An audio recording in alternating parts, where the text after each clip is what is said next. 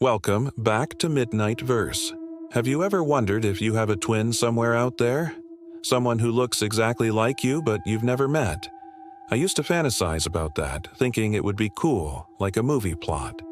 Well, my fantasy became a reality, and let me tell you, it was anything but cool. It was terrifying. This is the story of how I found my doppelganger online, and how he turned my life into a living nightmare. It all started on a lazy Tuesday afternoon. I was scrolling through a social media site. You know how it is. Just killing time. Then, a friend tagged me in a photo. The caption read, "Dude, when were you in France?" I laughed. I'd never been to France. I clicked on the picture, and my heart stopped. Standing in front of the Eiffel Tower was me. Same messy brown hair, same crooked smile, even the same dumb t-shirt I owned from a concert last year. It was uncanny. My first thought was that it was a prank, a really good Photoshop job.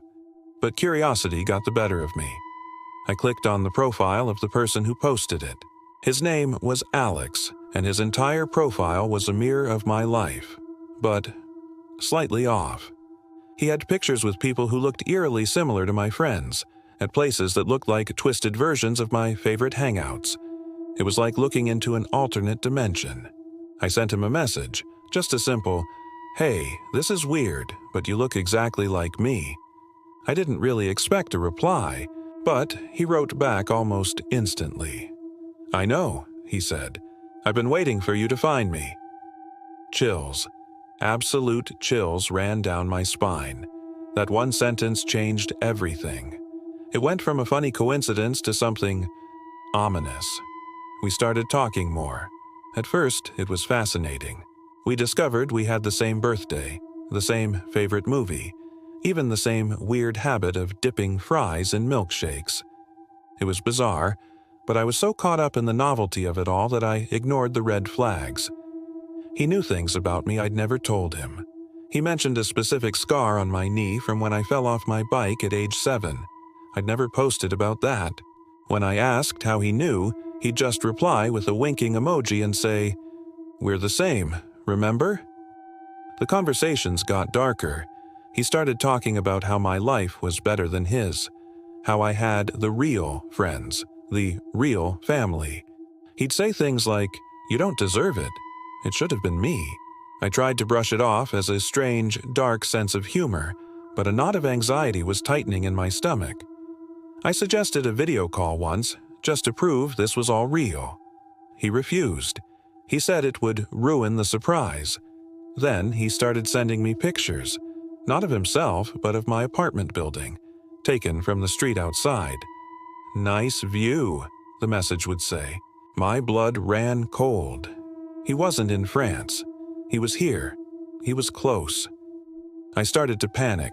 I blocked him on all platforms, changed my passwords, and tried to pretend it never happened. I told my friends, and they told me to go to the police, but what could I say? A guy who looks like me is being creepy online? It sounded insane. For a week, there was silence. I started to relax, thinking maybe he'd given up, that he'd gotten the message. I convinced myself I'd overreacted. I was just starting to feel normal again when I came home from work one evening. The sun was setting, and my apartment was dark. As I fumbled for the light switch, I noticed something was off. The air was different, heavy, and there was a smell, a faint, unfamiliar cologne. I flicked on the lights, and there he was, sitting in my armchair in my living room. It was like looking in a mirror. He had my face, my hair, my build, but his eyes. His eyes were all wrong. They were cold, empty. He was wearing my clothes, my favorite hoodie, my jeans. He smiled that crooked smile, but on his face it looked like a predator's grin. "Hello, me," he said, his voice a perfect imitation of my own. "I told you I was waiting. I just thought I'd come and take what's mine." I didn't even think. I just ran. I sprinted out of my apartment, down the stairs, and onto the street, not stopping until my lungs burned. I called the police from a payphone, my hand shaking so badly I could barely dial. When they went to my apartment, it was empty. There was no sign of a break-in, No sign that anyone had been there at all, except for one thing. On my coffee table, there was a single photograph. It was the picture of him at the Eiffel Tower, the one that started it all. And on the back, written in what looked exactly like my handwriting, were 2 words: "Your turn." I never went back to that apartment. I moved to a different city, changed my name, and cut ties with everyone from my old life. To this day, the police have no record of an Alex who matches his description. It's like he never existed.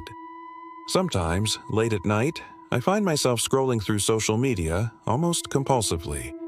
I don't know what I'm looking for. Maybe a sign that he's out there. Or maybe I'm looking for proof that I'm still me.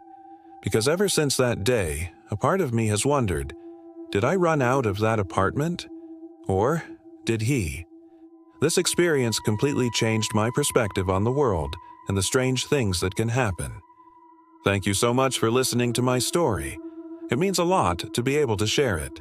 If you found this as unsettling as I did, please hit that like button and subscribe for more stories from the edge of reality. Stay safe out there and maybe think twice before you go looking for your twin. You might not like what you find.